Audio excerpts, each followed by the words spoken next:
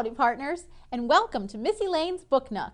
Today's story time is all about cowboys, as you might have guessed, and it's dedicated to my nephew, Dominic Baranek.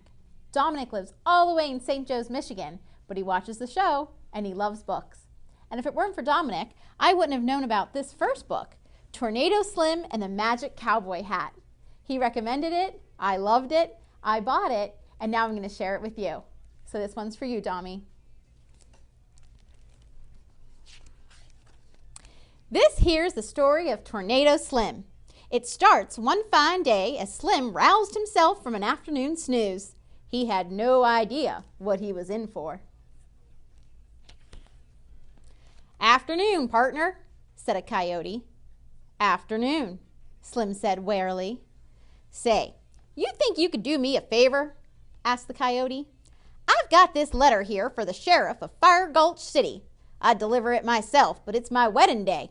If I'm late, my fiancé will be right sore with me. What do you say?" "Well," Slim stammered, Okay, interrupted the coyote. "You drive a hard bargain. I admire that. Let's say I sweeten the deal a bit and give you this here hat." "It sure is a fine-looking hat," said Slim, "but The coyote quickly pushed the letter and the hat into Slim's hands. "I sure do appreciate it, partner. Now use that hat carefully, you hear?" Before Slim could say another word, the coyote was off. Seeing as he had nothing better to do, Slim decided to deliver the letter. When he finally staggered into a small town hours later, his feet felt ready to fall off. "Think I'll relax with an ice-cold sarsaparilla," he thought. Boys and girls, if you don't know what sarsaparilla is at home, it's actually a soda pop, like a root beer. Missy Lane didn't know that either, so we learned something new. Then Slim noticed all the commotion. Folks were scrambling around and shouting, "Better hightail it out of here, stranger! The dam's about to bust!" Uh-oh. Slim took off his hat and scratched his head. Then he saw it. Of all the rotten luck, water was bursting through the broken dam, and Slim was right in its path. "Oh boy," he muttered. Slim closed his eyes and gritted his teeth. But after a moment, he realized he was still standing. Not only that, he was bone dry. Slowly, he opened his eyes. The water was flowing right into the hat. How about that? Slim heard cheering. "Way to go, partner! You done saved our town!" The townsfolk cooked up a feast of smoked ribs, corn on the cob, plenty of baked beans, 5-alarm chili, and a great big barrel of sarsaparilla. Slim could have stayed forever, eating free food and enjoying all the attention. But then he remembered the letter in his pocket, and he set out again for Fire Gulch City. By the time he reached the next town, Slim's legs felt ready to come loose. "Whew, boy," he thought, entering a saloon. "Sure could go for an ice-cold sarsaparilla." But before he could bless the bar stool with his behind, he heard a shout. "Twister!" Everybody began to panic. Everybody except Slim. He had the hat. "Back in a moment, folks," he said. Folks shouted, "What in blazes are you doing, stranger? You'll be blowed clear to Missouri." Slim walked straight toward the tornado until, whoosh! He spun around and around something awful, faster and higher each time. Dizzier than he'd ever been in his whole life, Slim grabbed the hat off of his head, and the tornado swirled right into it. What do you think of that? I guess this hat is magic. Now on solid ground, Slim put the hat back on. Folks cheered. "You saved our town! That fella done took on a tornado." Another barbecue was prepared. There were smoked ribs, corn on the cob, plenty of baked beans, 6-alarm chili this time, and a great big barrel of sarsaparilla. Slim didn't stay too long, though. He had to get to Fire Gulch City. The coyote was counting on him. By the time Slim reached the next town, his whole body felt ready to crumble. But once again, the ice-cold sarsaparilla would have to wait, because... "The meeting hall's on fire!" someone shouted. "Hut, Dang, everywhere I go, there's some kind of disaster, thought Slim, and he ran toward the burning building. This time, all the water from the dam gushed out into the fire was nothing but a few wisps of smoke. Slim could hear the familiar sounds of folks cheering. Then there was a scream. It's Smelly Jim! While everyone was distracted by the fire, Smelly Jim and his band of outlaws had robbed the bank. They were headed for their getaway wagon. Halt!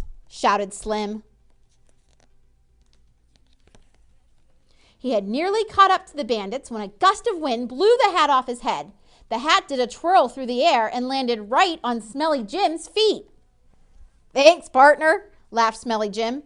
As he lowered the hat onto his head, the hat began to tremble. Tremble means shake. So the hat started to shake. I wouldn't do that if I were you, said Slim.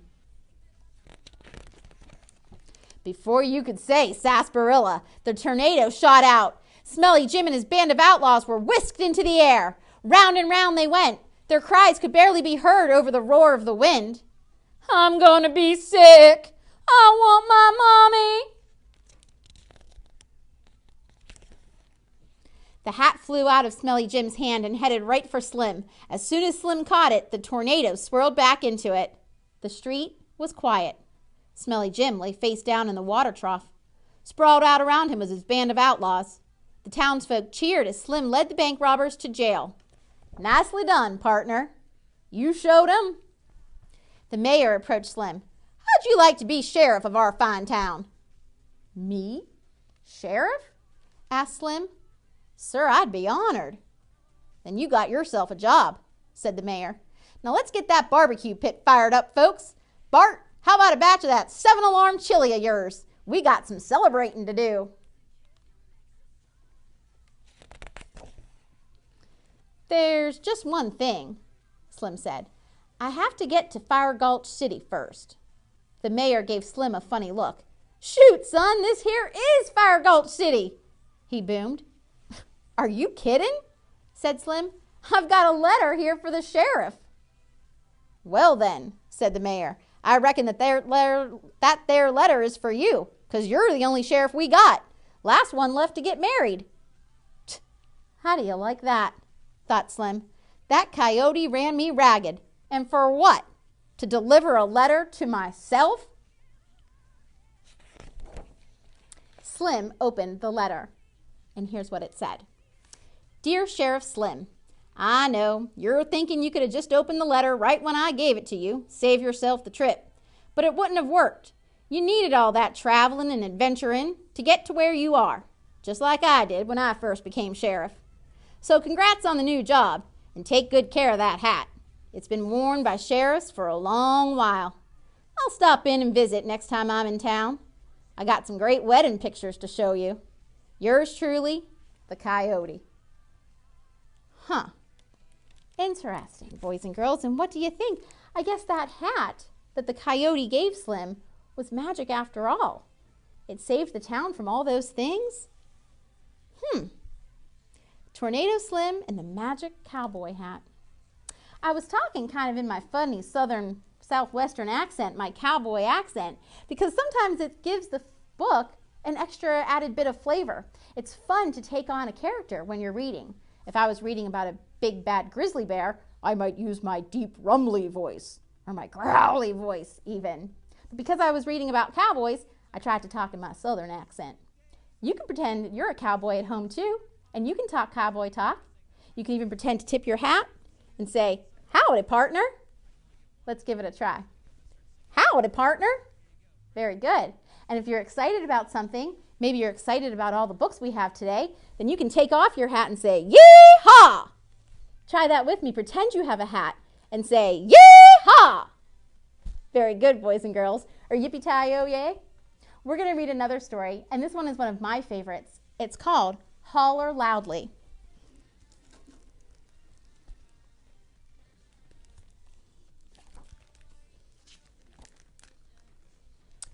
Mama and Daddy Loudly named their baby Holler because he cried so loud. so loud that the pecans fell from the pecan trees and the prickly pear cacti sprouted more needles. So loud that every hound dog in the country rolled up his ears and tossed back his head to bay. So loud the armadillos woke up from their naps and the turkey vultures dropped their feathers. "Hush!" folks would tell Holler. "Hush!" Mama and Daddy loved their son. They tried everything to get Holler to speak more softly. When he was a baby, they said, "Hush," nicely. And when he was a toddler, they said, "Hush," sternly. And finally, when he was old enough to go to school, they found themselves shouting, "Hush!" But it was no use. Every few generations, a loudly baby was just born, and Holler had been the lucky one. Holler loved school. He loved art and music. He loved reading and writing. And he loved facts and figures. But every time he exclaimed, "Yippee-tee-yi-yo, I love math!"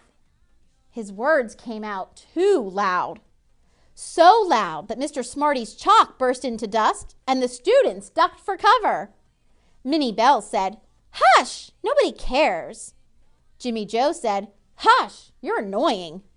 And Mr. Smarty said, "Hush, no recess for you." Holler didn't like missing recess. How he wished folks didn't mind his voice. Holler can't really help that he's loud.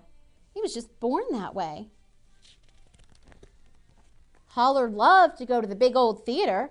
He loved to stand in line for tickets, and he loved to sit in the velvet seats, and he loved to see the show. But every time he exclaimed, "Yee-haw! I love the movies!" his words came out too loud. So loud that he rattled the chandelier and flattened Miss Poofy's hairdo. The ticket seller said, "Hush, I'm trying to count change." The lovebirds called, "Hush, here comes the previews." And the usher called, "Hush, you've got to go." Holler didn't like having to leave the movie theater. How he wished folks didn't mind his voice. Holler loved fishing with Gramps and Gus. He loved baiting his hook with tamales. He loved floating in Gramps' boat. And he loved catching catfish. But every time he explained, "Yahoo! Let's land a big one!" his words came out too loud. So loud that the boat tipped, sending them soaring, ker-splash, into the lake. The catfish yelled, "Hush! We're out of here!" And Gus yelled, "Hush! There goes my dinner!" And Gramps yelled, "Hush! No more fishing today!" Holler didn't like being all wet. How he wished Gramps and the cats and the catfish didn't mind his voice. Holler was feeling blue, so Mommy and Daddy took him to the state fair. He loved cotton candy. He loved the Ferris wheel, and he loved the prize-winning livestock. But when he called, "Suey!" Holler was so loud that the hogs broke free, and then the cattle stampeded, and the whole fair shut down. Mama's patience had run out. Daddy's devotion had worn thin. But Gramps' barbershop quartet was singing in the town square, so they went to hear it. Holler loved Gramps, and he loved Gramps' cat, Gus, and he loved their barbershop quartet. "Howdy, looks like rain!" Holler yelled over the singing. "Hush!" Daddy scolded. "You're a distraction." "Hush!" Mama scolded. "Nobody can hear the music." "Hush!" The whole town scolded. Look at the baby in the stroller. The baby's saying, "That's enough." They all think that Holler's just too plain loud. They're telling him to be quiet. So finally, Holler hushed, and the quartet crooned on. It didn't seem fair, though.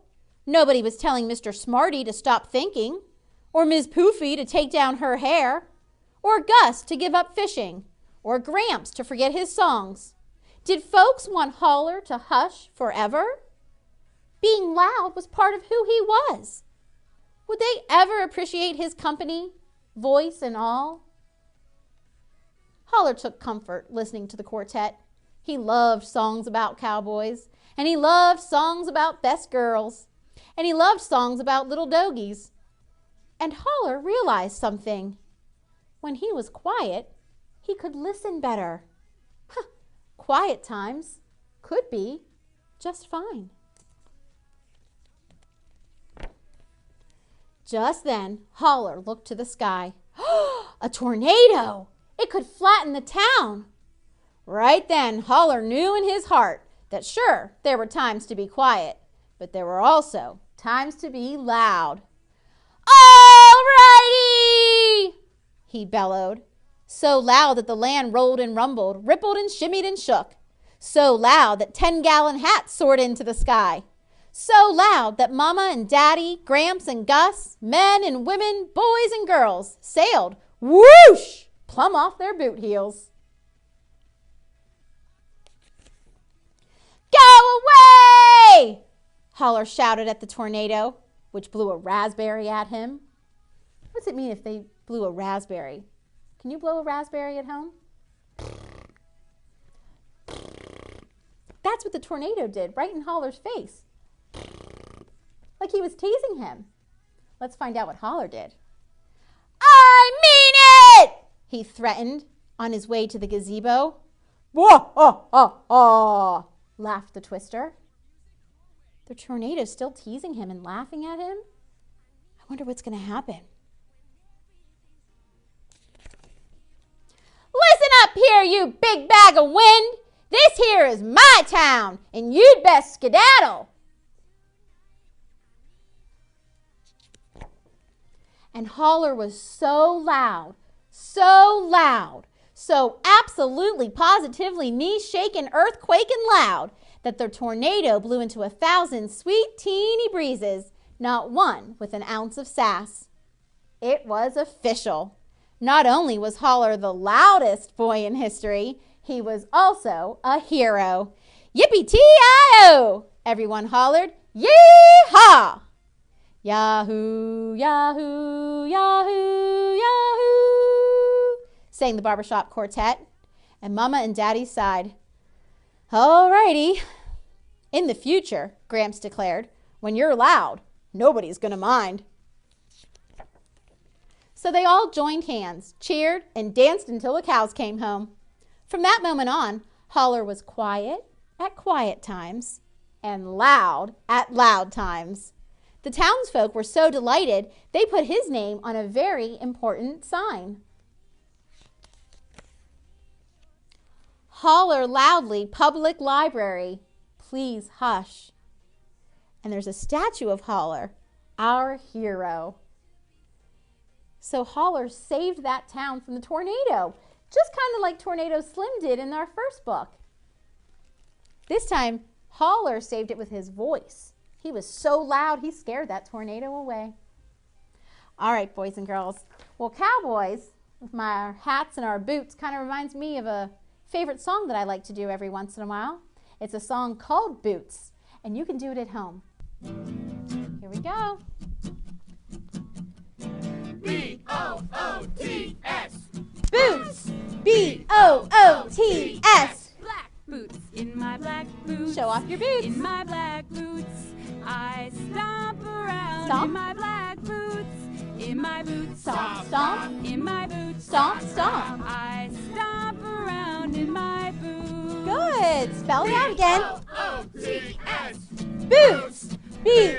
B-O-O-T-S. Brown boots in my brown boots. Show off your In brown my brown boots.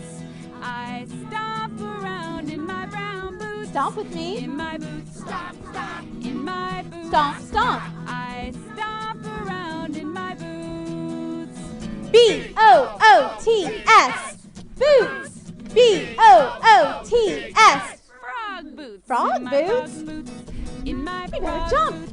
I jump around in my frog boots. In my boots. Ribbit, ribbit. In my boots. Ribbit, ribbit. I jump around in my boots.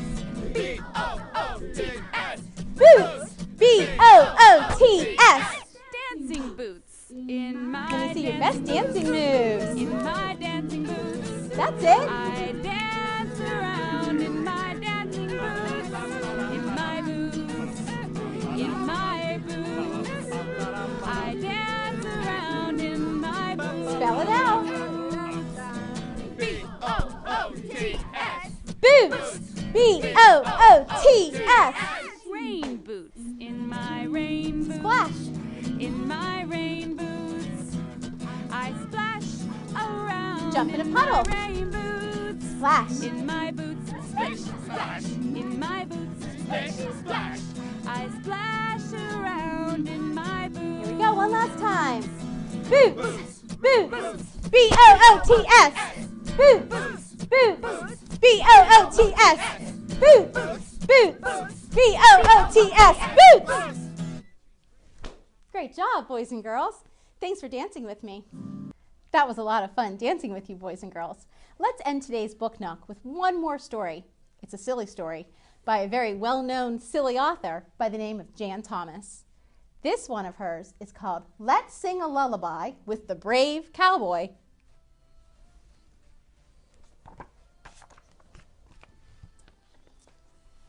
It's time for little cows to rest their heads. It's time for little cows to go to bed. It's time for little cows to sleep so tight. It's time for us to say,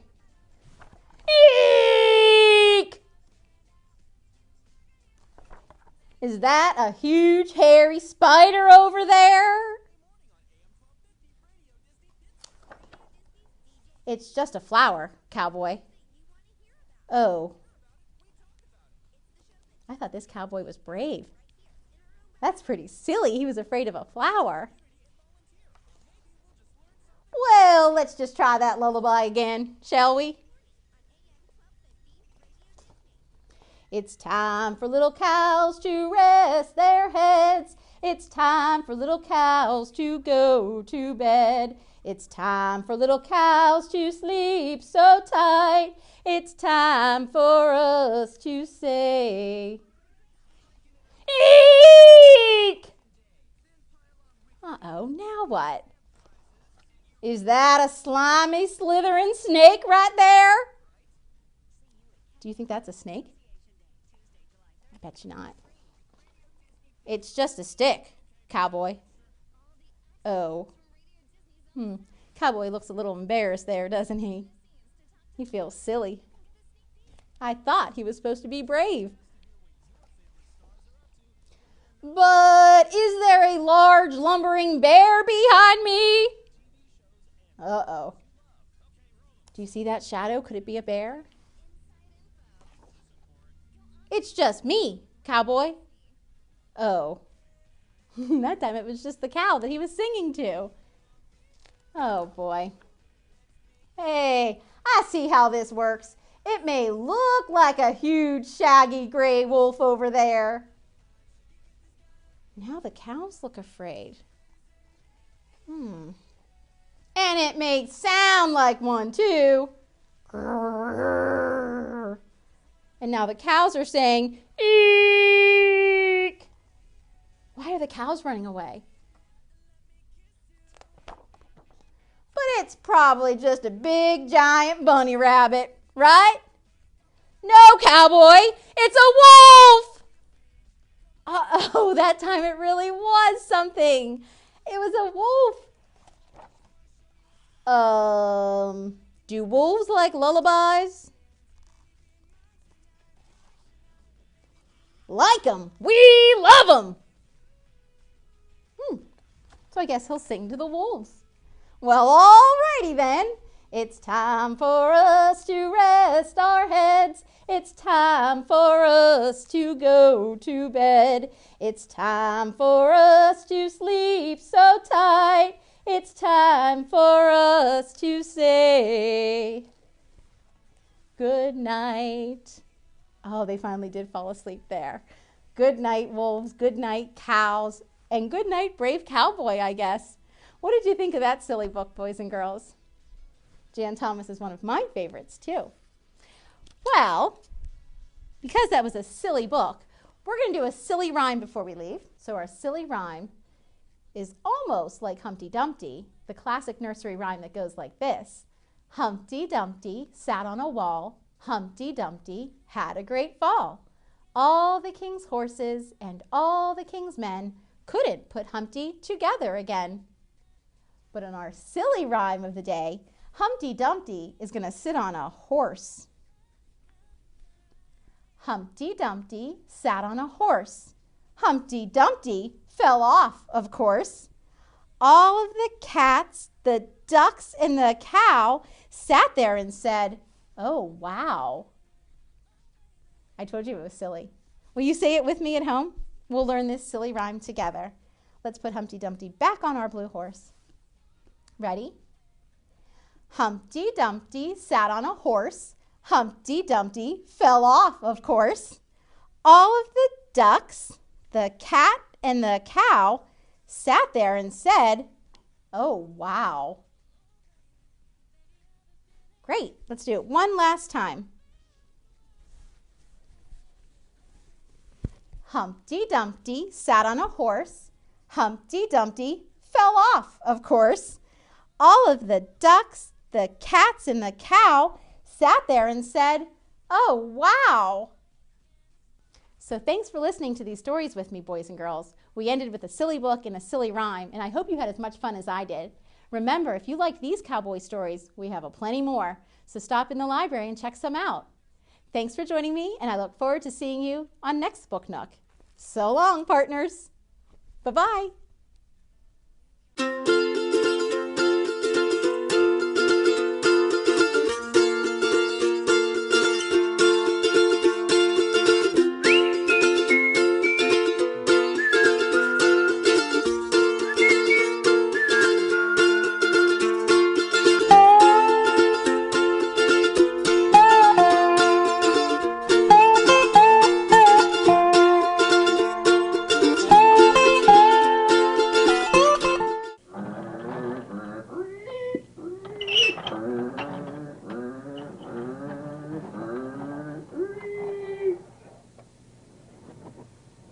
BPTV. Come volunteer. If it wasn't fun, I wouldn't be here.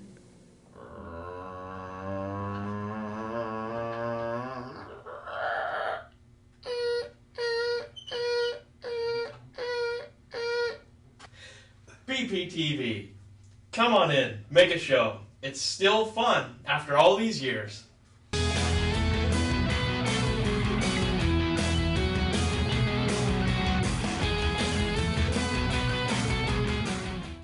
The American Legion. We're a powerful force for the nation. We work relentlessly within our 4 pillars of service, and we succeed. Go to legion.org to find out more about the American Legion's commitment of service to America.